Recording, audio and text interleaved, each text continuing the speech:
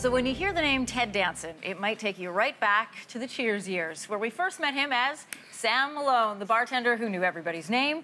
Since then, Danson has been working steadily both on and off camera, and this morning, the role that's bringing him into our studios has to do with his environmental work that is helping to protect our oceans. Ted Danson is here to talk about conservation efforts and his career and his recent Emmy nomination, so welcome and congratulations. So much to talk about. There is, and we only have 4 minutes, so we're going to get right to it. You've been doing your advocacy work with oceans for decades now, but this fire was first started in you when you were living in Santa Monica, and you read a sign that said no swimming. It's true. A lot of things kind of came together all at the same time. I was walking on the beach with my 2 daughters, and it was no swimming, water polluted, because of the rains that day had flushed everything out. And to try to explain to them why, I had no answers. I also met a man during that time named Bob Sulnick, who was an environmental lawyer, and we got together to stop this oil drilling plan in the Santa Monica Bay, and we succeeded. And out of naivete, we just started an organization that years later merged into Oceana, which is where I am now. You and your wife both worked together on this. You know, this year at the Commonwealth meeting we saw in the UK, this idea put forward of banning straws, and sort of the call came out from Theresa May. You know, not only that, but cotton earbuds. You know, and while some countries haven't put the laws in place, companies have come on and said, you know what, we're going to do this on our own. Do you feel like people are finally starting to get it? Depends where you are.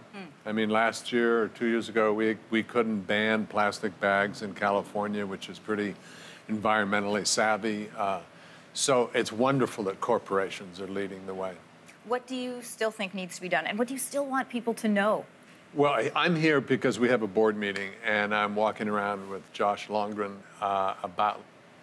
talking about what you all have done in this country in the last 3 years, which is some really great first steps.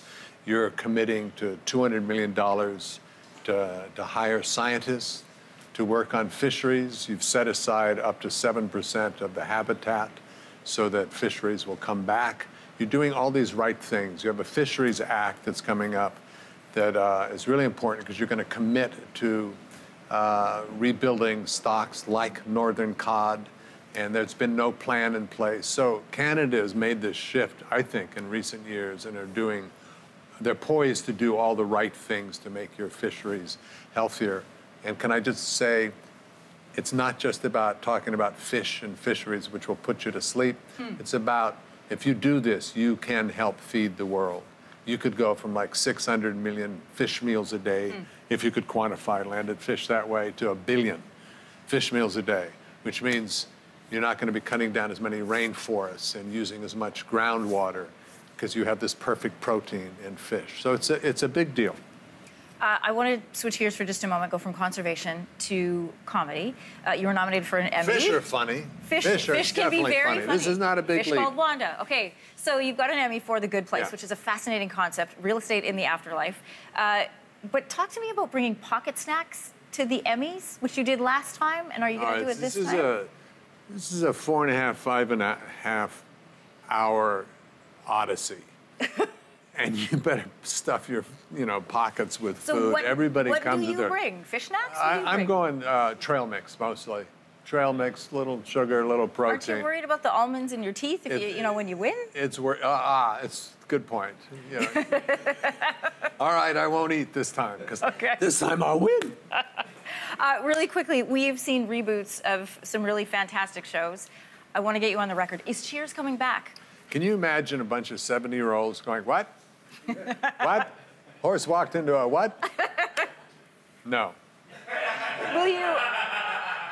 So you won't know everybody's name, but you could forget everybody's name. Is that what would happen? There you are. Okay. Exactly. All right, well, great to talk to you. You as well. Nice to have you back in the city. We'll see you when you come back next. Let me just say, oceanacanada.ca.